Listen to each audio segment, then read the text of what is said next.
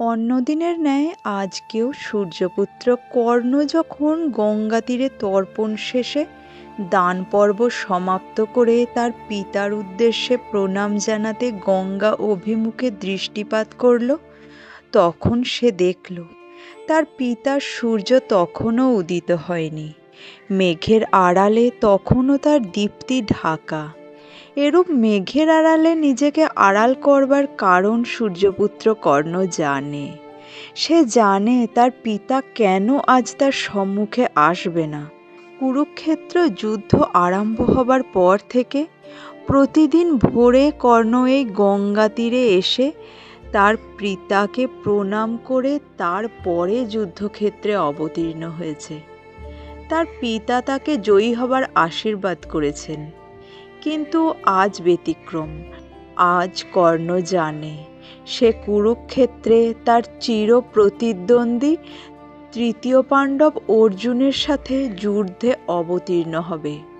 অর্জুনের সাথে আছে তার সখা শ্রীকৃষ্ণ, আর কর্ণের সাথে আছে তার গুরু পরশুরামের অভিশাপ। কর্ণ জানে গুরুর অভিশাপ ব্যর্থ হবে না, তবু সে ভীত নয়। এই অভিশাপ মাথায় করেই সে আজ অর্জুনকে যুদ্ধে আহ্বান জানাবে। তার পূর্বে সে নিয়ম মতো গঙ্গা তীরে তার পিতার আশীর্বাদ নিতে এসেছে। কিন্তু পিতা যে এখনো মেঘের আড়ালে নিজেকে ঢেকে রেখেছেন। প্রিয় পুত্রের জীবনের আসন্ন পরিণতি জেনে পিতা হয়তো পুত্রের সামনে আসতে দ্বিধা করছেন। অঙ্গরাজ কর্ণ গঙ্গা তীরের বালুকাময় জলের ওপরে দাঁড়িয়ে কয়েকবার পিতাকে সম্বোধন করে বলল, পিতা, দয়া করে প্রকট হন। আপনার আশীর্বাদ না পেলে আমি আজ যুদ্ধক্ষেত্রে যেতে পারবো না। আপনি জানেন আজকের যুদ্ধে আপনার আশীর্বাদ আমার একান্ত কাম্য। দয়া করে আমাকে দর্শন দিন পিতা। পিতা সূর্য কি তার পুত্র কর্ণের আকুল প্রার্থনা শুনলেন? বরং কর্ণ দেখল তার পিতা সূর্যদেব যেন আরও ঘন মেঘের আড়ালে নিজেকে ঢেকে নিল। তাতে গঙ্গার চারপাশ আরও অন্ধকারাচ্ছন্ন হয়ে গেল। তবু পিতৃদর্শনের আশায় কর্ণ আরও কয়েকবার তার পিতাকে স্মরণ করে আহ্বান করল। হঠাৎ উত্তর এলো, পুত্র।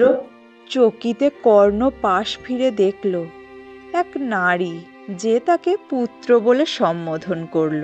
কর্ণ আশা করেছিল তার পিতা আসবে, তার পরিবর্তে এলেন শ্বেতবস্ত্র পরিহিতা এই নারী। কর্ণ তার পরিচয় জানতে চাইবার পূর্বেই সেই নারী নিজের পরিচয় দিয়ে বলল, আমি গঙ্গা, পিতামহ ভীষ্মের মাতা আপনি? বিস্মিত কর্ণের প্রশ্নের উত্তরে দেবী বললেন, হ্যাঁ পুত্র, দেবব্রত মাতা আমি, আর পরোক্ষভাবে তোমার আশ্রয়দাত্রী আমি।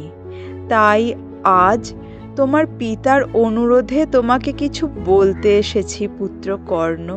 আপনি আমার আশ্রয়দাত্রী কি করে হলেন দেবী? আর পিতা নিজে না এসে আপনাকে পাঠালেন কেন? বলছি পুত্র, প্রথমে শেষ প্রশ্নের উত্তর দিই। তুমি জানো আজকের যুদ্ধের পরিণতি কি হতে চলেছে? কোনো পিতা বা মাতা চাইবে তার পুত্রের মৃতদেহ দর্শন করতে? অবশ্য ব্যতিক্রম আমি নিজের হাতে আমার 7 পুত্রকে জলে সমাধি দিয়েছি।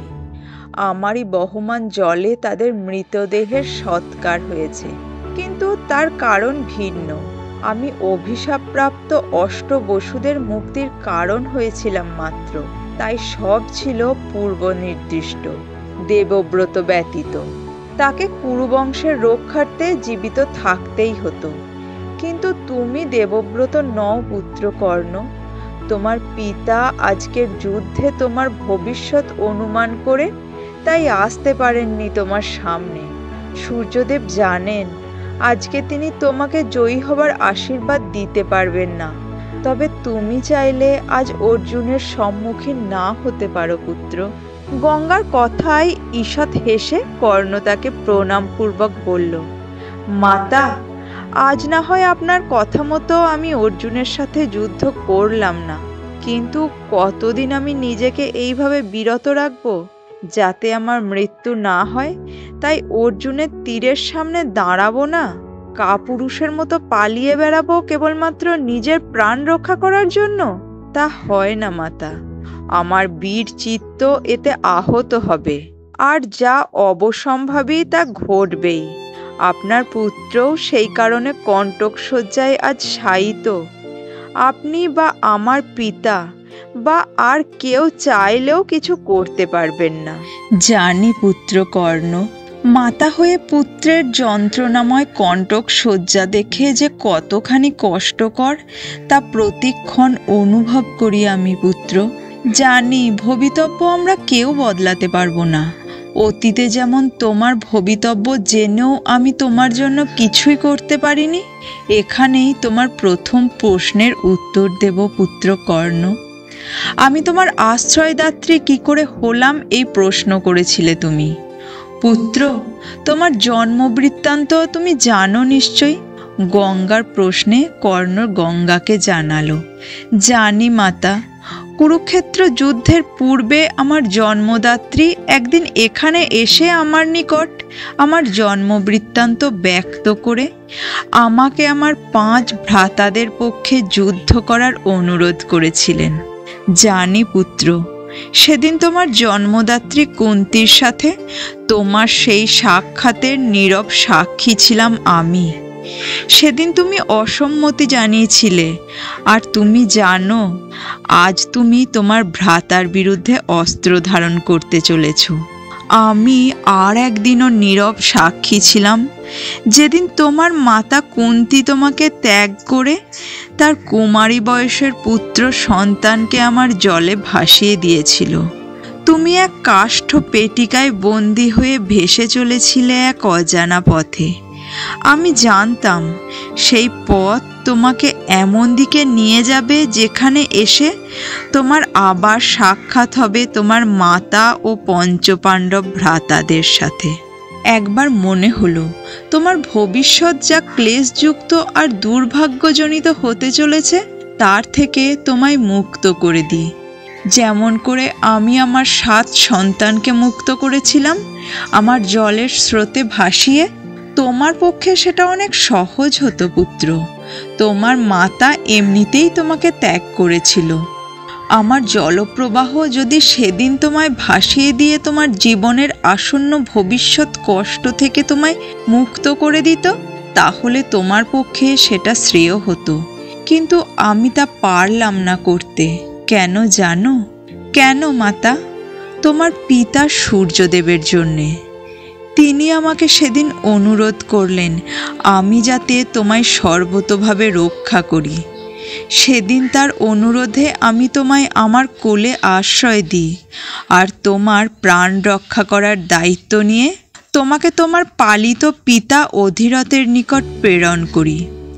যদিও আমি তোমার ভবিষ্যৎ নিয়ে তখন তোমার পিতা সূর্যদেবের নিকট আশঙ্কা প্রকাশ করে তাকে জানাতে তিনি বলেছিলেন তার পুত্রের ভবিষ্যৎ যাই হোক, পিতা হয়ে তিনি পুত্রকে রক্ষা করবেন। তাই তার বরে তোমার কবচকুণ্ডল তোমাকে রক্ষা করছে। আজও তিনি আমাকে এক অনুরোধ করেছেন, যা পালন করতে আমি এসেছি পুত্র কর্ণ। কি অনুরোধ মাতা? আর পিতা নিজে কেন এলেন না? তিনি মেঘের আড়ালে কেন আছেন? আমি তার আশীর্বাদ না নিয়ে যুদ্ধক্ষেত্রে যাব কি করে? কর্ণের কথায় দেবী গঙ্গা বলল, পুত্র, আজকে যুদ্ধের পরিণাম যে বড় ভয়ঙ্কর। পিতা হয়ে পুত্রের এরূপ পরিণতি সূর্যদেব দেখতে পারবেন না। তিনি আমাকে অনুরোধ করেছেন তোমাকে জানাতে যে আজকের যুদ্ধে তুমি তোমার কবচকুণ্ডল কিছুতেই ত্যাগ করো না পুত্র। এই তোমার রক্ষা কবচ। গঙ্গার কথায় কর্ণ এবার হেসে ফেলল। সে হাস্যমুখেই বলল, পিতা আপনাকে যেই অনুরোধ করে আমার কাছে পাঠিয়েছেন তা জানতে আমার দেরি হয়ে গেল মাতা। আমি প্রত্যহ আপনার জলে স্নান সেরে পিতাকে প্রণাম করে কিছু দান করি, আর দানে যে আমার কাছে যা কামনা করে তা আমি যথাসাধ্য দেবার চেষ্টা করি। আজ এক ব্রাহ্মণ আমার থেকে পিতার দেওয়া কবচকুণ্ডল চাইতে তাকে দিয়েছি মাতা। কর্ণের কথা শুনে চিন্তিত স্বরে গঙ্গা বলল, এটা উচিত করনি পুত্র। তুমি কি চিনতে পারোনি ব্রাহ্মণের ছদ্মবেশে কে এসেছিল তোমার কবচকুণ্ডল চাইতে? আবারও ঈষৎ হেসে কর্ণ বলল, জানি মাতা, সেও যে এক পিতা যে তার পুত্রের মঙ্গল কামনা করছে। তৃতীয় পাণ্ডব অর্জুনের জন্মদাতা পিতা দেবরাজ ইন্দ্র ব্রাহ্মণের ছদ্মবেশে এসে আমার থেকে কবচকুণ্ডল চায়। কিন্তু আমি যে নিজের কাছে প্রতিশ্রুতিবদ্ধ মাতা, আমি দান প্রার্থীকে কখনো ফেরাই না। আর এক পিতার ইচ্ছা সে তার পুত্রের প্রাণ রক্ষা করবে, তাই দেবরাজ ইন্দ্রের প্রকৃত রূপ সম্বন্ধে অবগত হয়েও আমি তাকে কবচকুণ্ডল দান করেছি। তুমি অর্জুনের পিতার ইচ্ছা রাখলে পুত্র, আর তোমার পিতার ইচ্ছা? তিনিও যে তোমাকে রক্ষা করবার জন্য কবচকুণ্ডল দিয়েছিলেন তোমাকে, নিজের প্রাণ এভাবে সংকটময় করলে পুত্র। গঙ্গার স্বরে হাহাকার ঝরে পড়ল। কর্ণ কিন্তু অবিচল চিত্তে ছিল। সে গঙ্গাকে বলল, আক্ষেপ করবেন না মাতা, সব ভবিতব্য অনুসারে সংঘটিত হয়ে এসেছে। আগামী যা কিছু সংঘটিত হবে ভবিতব্য অনুসারেই হবে। ভবিতব্যের বশেই আপনার পুত্র আজ কণ্টক শয্যায় শায়িত, অথচ সে তার পিতার বরে ও আশীর্বাদে ইচ্ছা মৃত্যুর অধিকারী। পিতামহ ভীষ্মের কাছে এখন তার পিতার এই আশীর্বাদযুক্ত বর অভিশাপ সমান নয় কি? আমার পিতার আশীর্বাদ স্বরূপ ওই কবচকুণ্ডল যাতে আমার নিকট অভিশাপের সমান না হয়, তার পূর্বেই আমি তা দান করলাম মাতা। এবার আমায় বিদায় দিন। আমার গন্তব্য এবারে কুরুক্ষেত্রের যুদ্ধস্থল। আজ পিতার আশীর্বাদ না নিয়েই আমায় যেতে হবে। আপনি অন্তত আমাকে আশীর্বাদ করুন মাতা। কর্ণ এবার গঙ্গার সম্মুখে অবনত মস্তক হলো।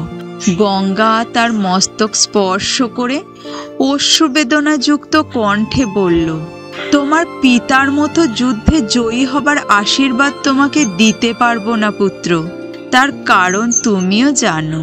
তবে আশীর্বাদ করি, আমাকে যেমন যুগে যুগে কালে কালে মানব সভ্যতা মনে রাখবে, তেমনি তোমার ত্যাগ ও সততার গুণ যুগে যুগে কালে কালে মানব সভ্যতা স্মরণ করবে।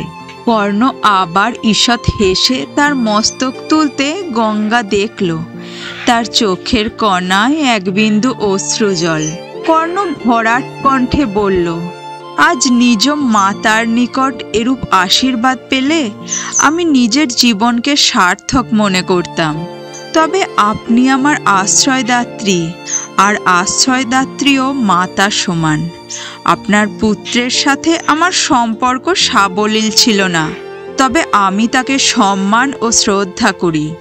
আমি আবার আসব মাতা, আমাদের পুনরায় সাক্ষাৎ হবে। কর্ণ যখন গঙ্গা তীর ত্যাগ করে কুরুক্ষেত্রের দিকে প্রস্থান করল, তখন গঙ্গা তার শেষের কথার মর্মার্থ অনুধাবন করতে না পারলেও সূর্যাস্তকালে কর্ণের কথার অর্থ বুঝতে সক্ষম হলো। আজ সারা দিন সূর্যদেব মেঘের আড়ালে নিজেকে ঢেকে রাখল। মেঘে ঢাকা আকাশ সাক্ষী হলো কুরুক্ষেত্রে কর্ণ অর্জুন ভীষণ যুদ্ধের। সূর্য অস্ত যাবার ক্ষণে গঙ্গা সাক্ষী রইল এক অন্তিম ক্ষণের। কর্ণের মৃতদেহ সৎকার করা হলো তার তীরে, যেই তীরে এসে আজ প্রাতে কর্ণ গঙ্গার সাথে শেষ কথা বলেছিল। চিতায় ভস্মীভূত কর্ণের দেহ অস্থি যখন গঙ্গার জলে বিসর্জন দেওয়া হলো, তখন গঙ্গা মনে মনে বলল, এসো পুত্র, আমার আশ্রয়ে নিশ্চিন্তে নিরাপদে শান্তি লাভ করো। তুমি ঠিক বলেছিলে, আবার আমাদের সাক্ষাৎ হবে। সূর্য তখন গঙ্গা তীরে অস্তগামী। গঙ্গা জানে পুত্র সুখে মুহ্যমান সূর্যদেব আজ সম্ভব হলে উদয় হতেন না, কিন্তু তিনিও প্রকৃতি ও কালের নিয়মে বাঁধা। ঠিক যেমন গঙ্গা প্রকৃতি ও কালের নিয়মে বাধা হবার দরুন কণ্টক শয্যায় শায়িত তার পুত্রের দুর্দশা ও কষ্ট থেকে তাকে মুক্তি দিতে অক্ষম, তাকে নিজের কোলে আশ্রয় দিতে অক্ষম।